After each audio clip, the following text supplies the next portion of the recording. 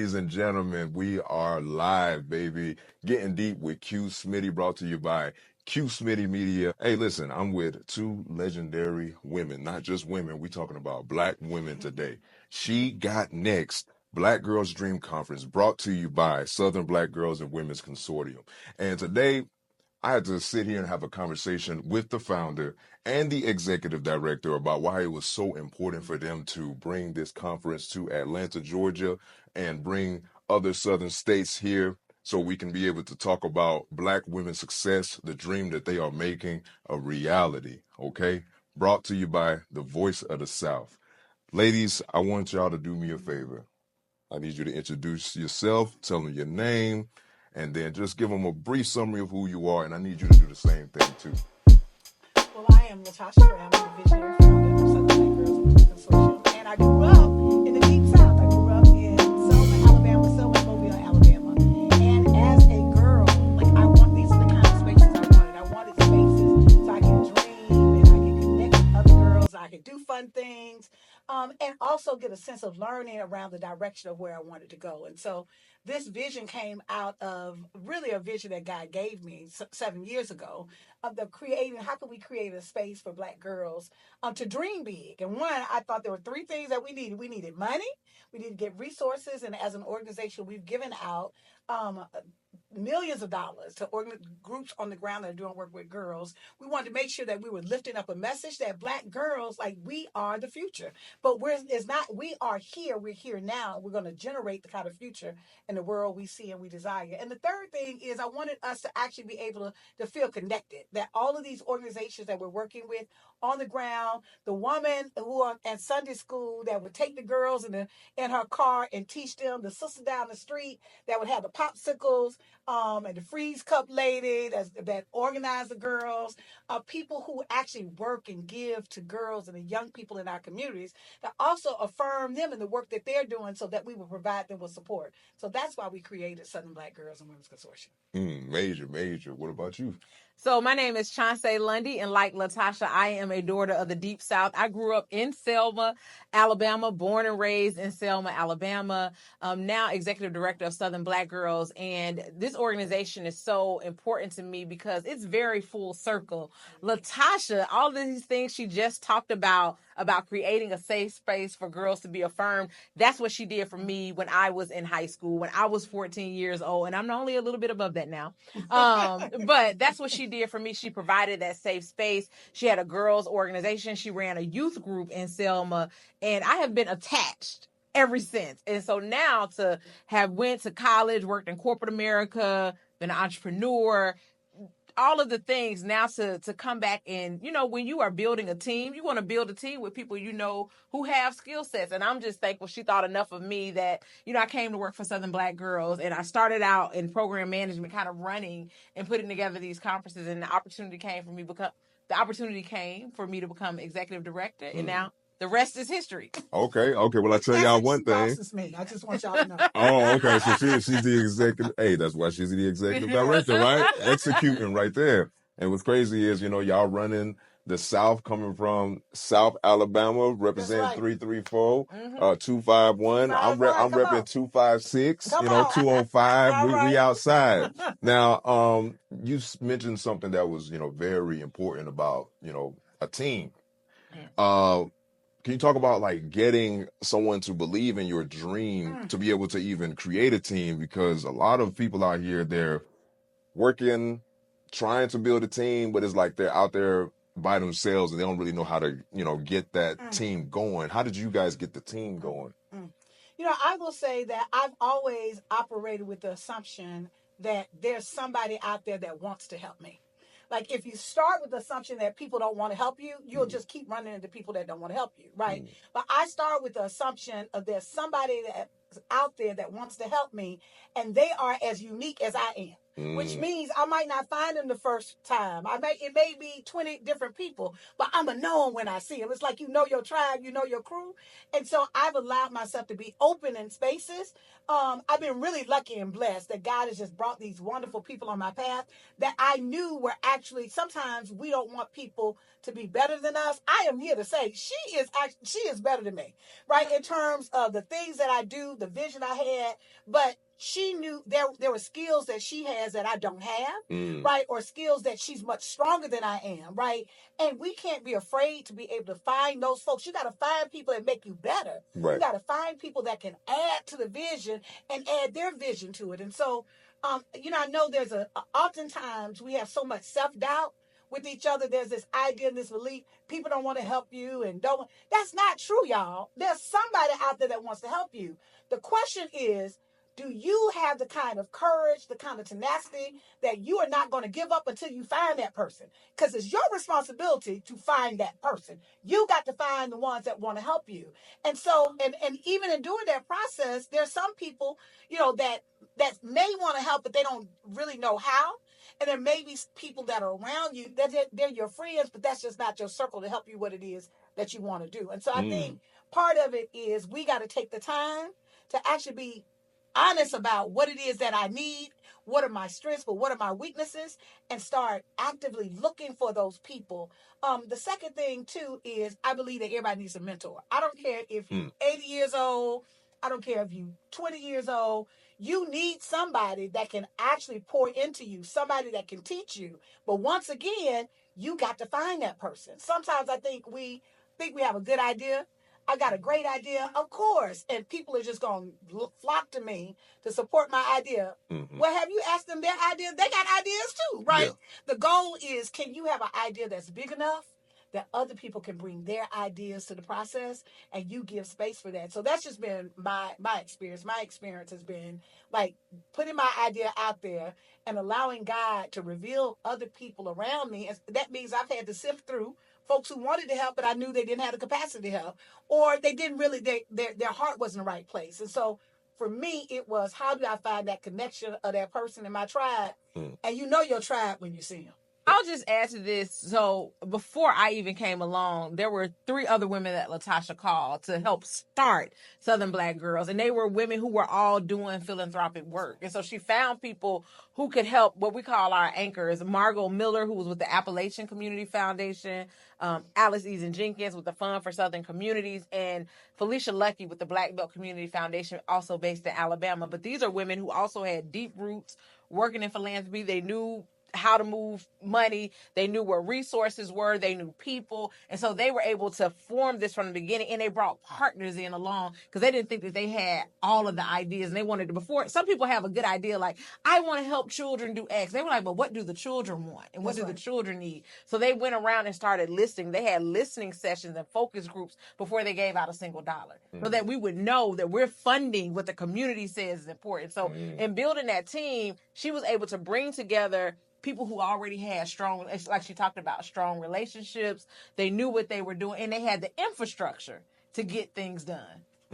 And that's very important that you mentioned that infrastructure, because I think a lot of people think you just come together and just make things happen. Right. But you got to actually sit down and plan something in order for it to even come out right. So can you talk about planning this conference right here, and how is it going according to plan thus far? And are there any adjustments that you guys had to make, and how did planning allow you to make those necessary adjustments? Well, I'm going to let Chanceè talk about the planning of this conference, because she led that space. I will just start saying that when we created this concept that we wanted to do this annual gathering, what we do is we support work in 13 states year-round, right? And so we're working with different organizations and small groups year-round, but we wanted to find a space that we create a space of a gathering, so the girls who are doing work in their own local communities would have the opportunity to come together and network, right? That's what folks do. People build businesses off networks. There are folks who've gone into business and gotten resources and gotten jobs because of folks that they've met at conferences. And so we wanted to create that space. And so we started, I know our first one, we started online one, it was a virtual one. I think we had 300 people. And so, my dream was good. If we can get 500 people together, we're 1,200 strong. And actually, we had the demand, we can't even meet the need of the demand. And so part of it is we've grown over time, but that's what I'm turning over to Chanceè. You've got to get somebody who is highly skilled, who can pull the kinds of teams together to make this happen. So, Chanceè? Yes, we are a small but a mighty team. We're a small but mighty team.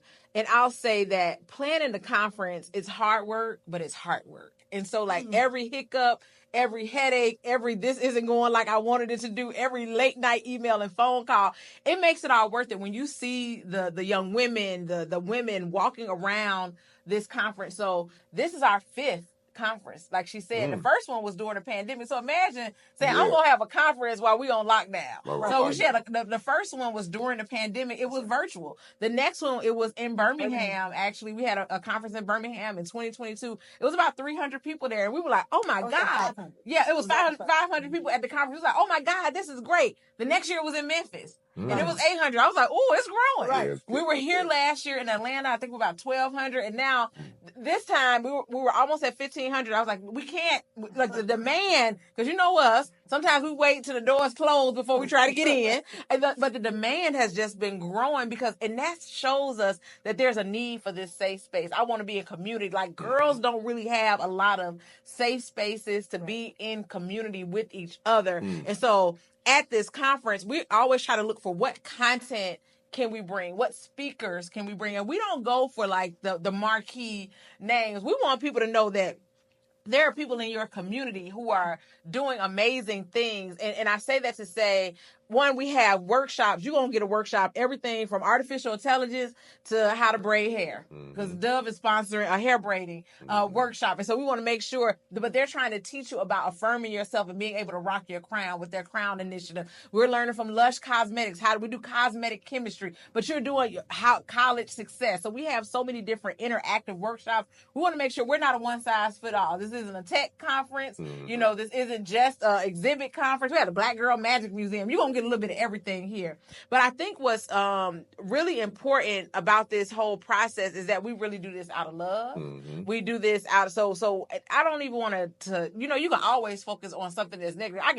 I guarantee you I can find something. But it's so much fun happening at this conference. It's so much learning. It's so much love. You see all of the joy, because joy is our resistance. Because right now, that's how we are fortifying ourselves with everything that's going on in the world. We got to have some space for joy. For the women's wind down. So we're working hard during the day, and we have a women's wind down. We have a silent party for the young people, and then we have the women's wind down. So we're just trying to say that there are many things that you can do within this conference. This is a space for you. We've curated a space. Yeah. So I love how you talked about safe space for women to attend this event. Especially, I'm pretty sure there are plenty of mothers here. And a lot of times as a mom, it's hard for you to really get that place where you can feel safe and be able to just decompress from all the pressure that you have as a mother or as a woman taking care of a family. Can y'all talk about how this conference has made a safe space for women to be able to help their mental health? On part of the reason, the interview, part of the reason why I got here a little bit late for the interview is because I left out of session. I got stopped 4 times by women who were mothers, who they're more excited than the girls. They are so excited for the space. One woman stopped me and said that she came last year, but she came to check it out because she didn't want to bring her girls in the space and wasn't clear if it was safe or not, and brought way more girls this year. Another woman stopped and was like, I think I'm getting more out of this than the girls. Like part of it, while we're not defining girls just by age, even though there's a focus because we know the development stages of girlhood. But the truth of the matter is, I'm going to always be a Southern Black girl, right? Yeah. Because there's a part of me, there's a part of the shaping of how I move through the world, right? It's also connected to my girlhood. It's connected to the people that raised me. It's connected to the things that happened that they showed me, that they taught me. It's also connected to my trauma. It's also connected to those things that that happen to me that I may not have talked about or I may not have worked on.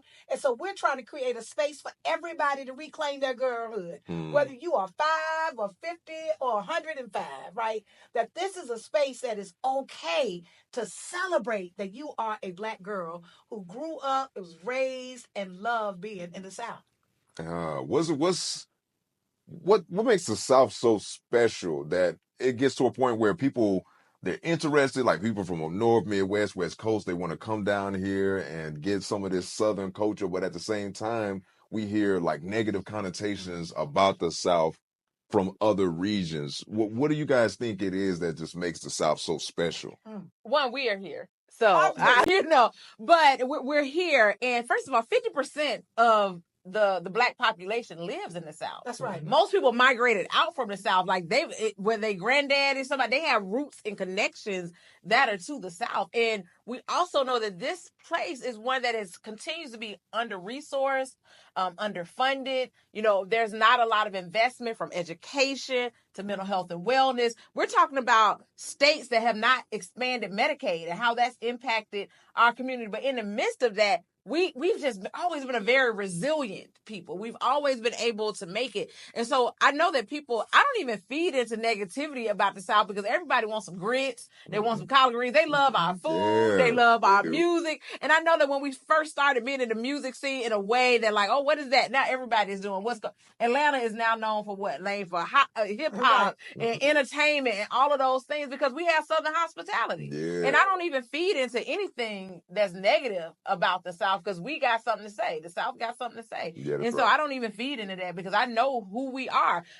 If it was not for the South, we would not be who we are in this country. I think that I was talking about it to someone just in the last session. We were talking about all the people who are from Alabama, who have roots in Alabama. Like, I don't care what you say about us. We know who we are. So we're shifting that narrative. It isn't what you say about me. It's about what I say about me and who I believe I am. And that's how we move through the world. And we taught people how to put seasoning on their fried chicken. Okay. Got some good food. Yeah, got some good food. We taught them how to put some sugar in their sweet tea. Okay. Oh man, I tried some sweet tea. It wasn't even sweet in Boston one time. Like, oh my God. Like I thought my taste buds had changed when I flew up there or something. Like I didn't know what I was drinking. That's why they threw that tea in the water. Right. Yeah, that's exactly right. No Southern. But you wouldn't throw no sweet tea in the water. You ain't gonna throw no Southern sweet tea in the water. Nah, you ain't gonna do that. That's a sin right there, y'all. Black Girls Dream Conference. Ladies, I want to ask y'all this, as a Black woman, what's a dream that you guys have in your mind that you are bringing to reality? Chanceè, you want to start? I would say this, just continue to do this work. Like I see the expansion of this. I see us, going to new levels. And I'm not even saying new levels, because levels to me means I got to go one at a time. But I think I see exponential growth of the organization. I see people wanting to invest in us because they see how we are investing in community. Like that's what I see. When you look around and you see all of the women you talked about moms being here. A lot of these women are people who have girl groups in their community. They're not related to them. Then you see some aunties and some nieces. The number of phone calls I get, my niece need to be there. I'm going to bring my niece. Like to me, that is the dream. Like we are taking care of and shaping our community and making sure that people are in the spaces that they need to be in. Like that's my dream. And I just can't wait to see this continue to evolve, to unfold. And we've seen the trajectory of girls who've even participated in some of our programming, that they went from like, I attended this conference or I received a Black Girl Joy Challenge years ago. Here I am as a youth ambassador. I know that one day those young women will be running this organization and organizations all around us. I think it's like a pipeline. Similar to Chanceè, my dream is every single girl and woman that has touched, that we've been in communication with, that we've done anything with, that every single one of us will be able to manifest our dream. We want to actually support. My dream is to support the dreamers. I want Black girls to dream again, and I want them to dream big. And I want them to feel like they got the permission to dream. I want them to feel like they have the support to dream. And I want them to know that it is literally a purpose, right? That their dreams have purpose. And so much of what we see in our communities, I don't believe that it is, even though I do a lot of political work, I do a lot of other things, I don't believe that it is policy that is going to change and make things better for us by itself. I don't think that is the politics that are going to change and make things by ourselves. I think fundamentally when Black people believe in our power and when Black people really hold on to a dream and are relentless with manifesting that dream, and everybody got to move the hell out the way, right? Things are going to change. We've already shown that. Even after, I was just reading, right after slavery, just 15 years after slavery, Black folks had founded over 400, no, it's actually 600, over 600 towns and cities across the country, right? 150 of them actually got turned into municipalities, right? That we were building cities. These are folks who did not have the education, did not have the resources, did not have the opportunities that we have. So we should start shifting ourselves, particularly in this moment.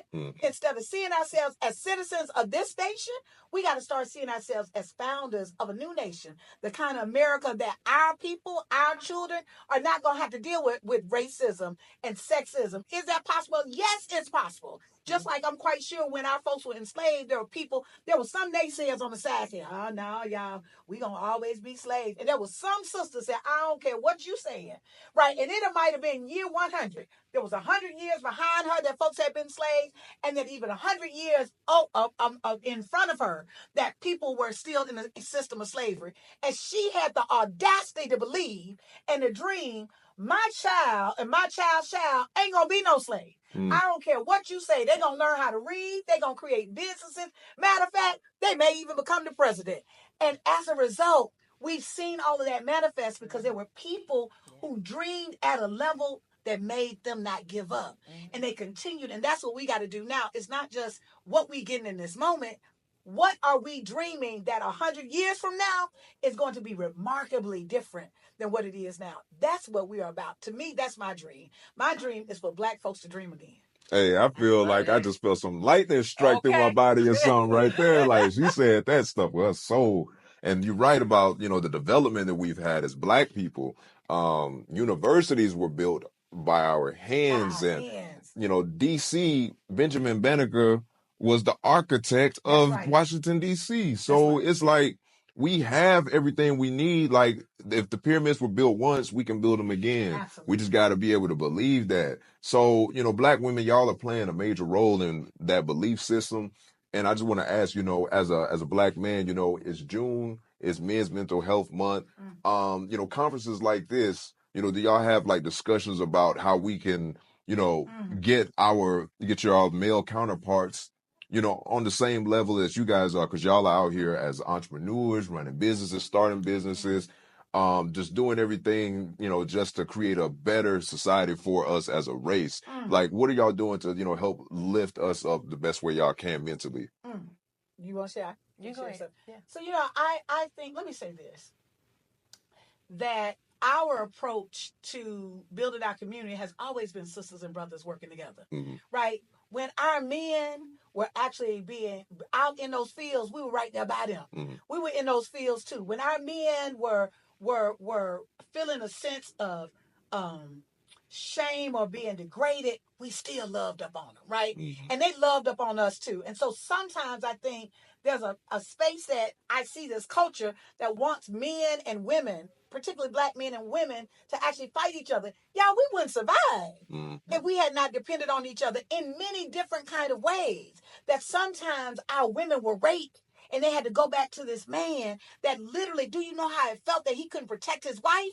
Right, but he stayed there. Right, that sometimes our women saw our men be degraded and beat and treated and mistreated, and we come and we soothe their wounds, and we actually identify with their pain. Instead, now we find in these ways this culture has exploited us in such a way that we're actually looking at each other as enemies. No, they're not. I love brothers. I could not survive without brothers, right? And so I think it's important for us to really understand how we need each other. And yes, there are conversations. Like you ain't gonna have no conversation with a whole bunch of women. Ain't no brothers gonna come up now. Right, yeah, like right. We love the brothers, Right. And so I say that part of what I believe is we're in this culture that tries to pit us against each other, as if and women, you lift up women that in some way that takes away from manhood or it takes away from our men. No, it doesn't. It lifts up our communities. The people that are telling you are the ones trying to keep all us back. If you listen to white men or white folks, over you listen to sisters, when some go down, who you gonna come to, right? Mm-hmm. Who you think gonna have your back, them or us? Mm-hmm. And so ultimately, we have to really recognize that how much, brother, I need you. Mm-hmm. And I'm saying this in a sincere way, like we need you. But we also have to recognize that as things are changing, we got to change too. And sometimes we have these beliefs of a man need to be in this role, and we got to let that go. And the sisters need to be in this role. That didn't let that go.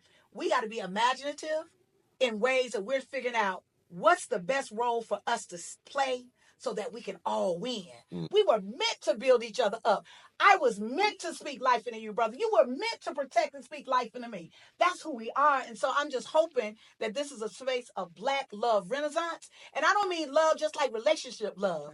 I mean love like I walk down the street, and I remember walking down the street and brothers on the corner just like, what's up, queen? Like, you don't even understand. They say that I'm walking a little bit stronger, right? I am flowing. I've been in spaces where I actually got attacked, like verbally attacked by a white man, and a brother ain't never seen me, don't even know me, like came in and intervened. I've been in spaces where I've seen the cops actually try to attack Black men, and I jumped in, and other sisters were like, oh no, y'all ain't taking him, right? That's what we need. We got to see each other as one, and all of this other foolishness about what you need to do or what I need to do, we done made all that up. Ain't none of that real, no way, right? Who need to cook? Hell, you might cook better than me, right? So why are we talking about that, right? The truth of the matter is we've got to reimagine what a Black healthy family and relationships look like, and we got to do the work to learn and remember what it means to love each other at our worst, because our folks survive because there's oftentimes our men saw us at our worst, and they loved us in spite of it. And there were times that our sisters saw our men at their worst, where they didn't have any money, they didn't have any resources. Matter of fact, everything around them had been stripped, and we loved them in spite of it. And as a result, here we are. Right? We were able to love and push through the pain. And so I'm just hoping in this moment that we see our pain and all of that dysfunction as an opportunity to grow together and love each other. That's how I'm holding it. That's powerful, y'all. Like, I appreciate y'all for sitting down, having this conversation, because I feel like we're about to change the world with this conversation. I got one last question to ask y'all. It's based around statistics, right? Statistics say that, let me pull this out real quick. Okay, so 17% of Black women in the U.S. have either started or are running a business, compared to white women, which is 10%, and white men 15%. What are your thoughts about that? And how do y'all feel being a part of that 17%? Even though it's a nonprofit organization, it's still a business that you are running to change lives. How do y'all feel about that? You know, I feel wonderful. I will say, as someone who also has had a for-profit business before, and one of the things I'll share is that we have very strong leadership. And when I say that, not in any kind of negative way, I think we have ideas, and we want to act on the ideas, because sometimes what we've seen in other spaces is we put our ideas out into the world, people kind of stump on them. We're not making it in the corporate, because on those same statistics, if you look at corporate America, we're not ascending in up the corporate ladder. So people are like, you know what, I'm going to go start my own business. I'm going to try something else. Like, it's frustrating. And especially in an age where we're really more open about our mental health, we're doing like what's best for us and what's best for my family. And I'm not going to, I don't want to minimize it, because when you also look at some of those same statistics, Black women are still also holding down full-time jobs because we're not getting the capital infusion in our businesses, just like white women and white men are. We don't have the family structure or resources or the wealth in our families to give into those businesses either. And so sometimes we're holding down other jobs while also trying to have that business, because we're trying to not only make ends meet, but we're trying to build some generational, something that's legacy. We're trying to put our stamp on it. And so we've seen women also filling voids in the community. I can name things where people, Monique C, she actually just participated as a mentor in the entrepreneurship program we had. She used to have a plus size couture line. Right. And guess what happened? All of the major designers now started doing plus size clothing, to the point it wasn't really a need. I won't say a need for her, because she started feeling that. We seen on the shopping aisle, it used to be like 2 or 3 hair products that we can get. Now Black women are like, you don't know my hair better than I know my hair. So now you can go in a whole aisle of the beauty supply store and get Black women's hair products made by and owned by Black women. So we're filling those voids. So we see ourselves as generators of solutions for our community. And that's what we want here at Southern Black Girls. We want to be innovators. We want to be innovators. We have our innovation fund. And so we've been able to give recently out of that. We had a dream program where young women who are in youth entrepreneurs and in early stage, because we know at that early stage, most businesses don't make it past 5 years. If you pass the 5-year mark, you're doing something. So we were able to seed into those 2 to 5 year businesses and let them know that we see you, we see the work, and it's some amazing concept. It's amazing work that's going on out there. Yeah, but we know that sometimes we don't have the wraparound services that are needed to support, and we don't get money to test our ideas. Everything is like sink or swim. There's no money to test any innovation, to do anything different, and it's nothing wrong with failure. There are people who get money to fail. Actually, I heard the richest man in the world say that recently when one of the spaceships, something happened. He was like, well, that just gives us more data. Right. And guess what? He's still getting That's billions a smooth way to say that. He's still getting billions in contract. But we don't get the luxury of saying that just gives me more data. That's People say you wasted my money. That's right. You wasted my time. But I see Black women generating solutions, and we want them to know that we believe in you, and whatever you are putting out in the world, all of this supports our idea of dreaming and dreaming big. I heard you talking about us building pyramids. There are some young ladies here. Come on. Tomorrow on our panel. We call it we always had this panel called We Got Now. I was talking about how we want girls to see themselves. So we don't have like the marquee names, but we bring people that you can relate to, like, oh, she went to my high school. Right. We have Calcia Johnson and Nakia Jackson, who I know are going to be household names.